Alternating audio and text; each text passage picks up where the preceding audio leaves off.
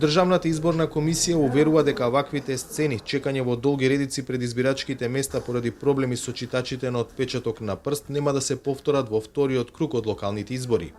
Внедела, како што веруваат од ДИК, гласањето ќе оди побрзо и без проблеми.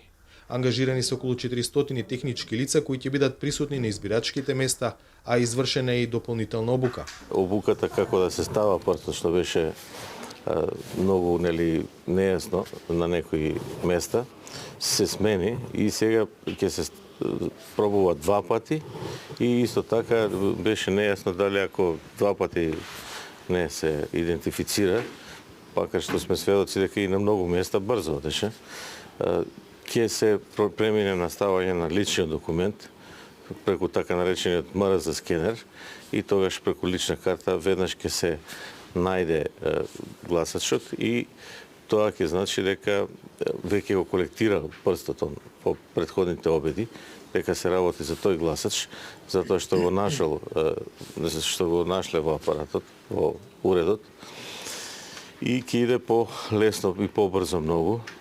Додека изборните органи се подготвуваат за гласањето, партиите чии кандидати за градоначалници влегува во вториот круг ја заоструваат реториката во трката по гласови.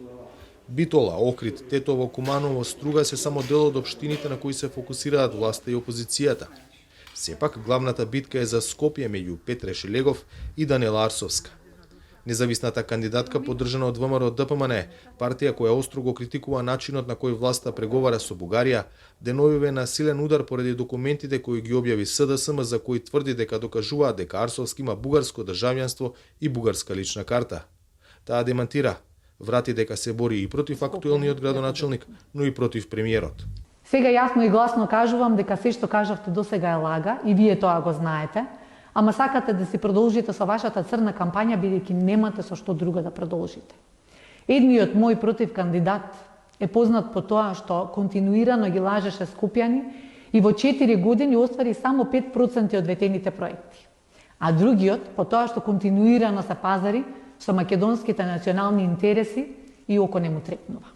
Јас не навлегувам во тоа кој какво национално чувство има и какво државјанство има.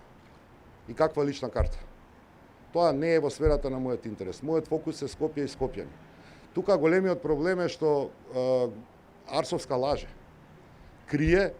Го крие своето минато. Каква иднина можеме да очекуваме со човек што го крие своето минато? Државната изборна комисија денеска го презеди избирачкиот материјал од битолската печатница кој ќе биде дистрибуиран до општинските изборни комисии. Станува збор за 1,6 милиони ливчиња кои биле испечатени во изминатите 7 дена. За Гласот на Америка, од Скопје, Владимир Мирчевски.